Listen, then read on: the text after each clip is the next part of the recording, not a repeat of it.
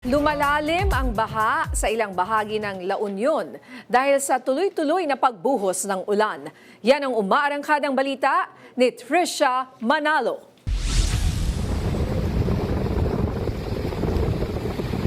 Sa Barangay Bambanay, San Juan, La Union, makikita ang malakas na pagragasa ng tubig sa San Gabriel Road. Tuloy-tuloy pa rin kasi ang buhos ng ulan dala ng bagyong Maymay. Kita rin na tila nilamon na ng tubig ang ilang bahay malapit sa tulay.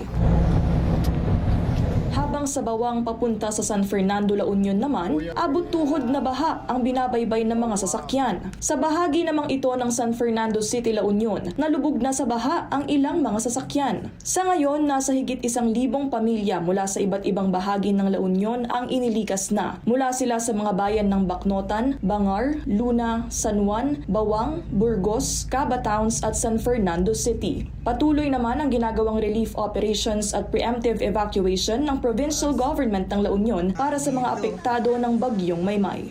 Ako si Trisha Manalo ng PRTV News, nagseserbisyo para sa Pilipino.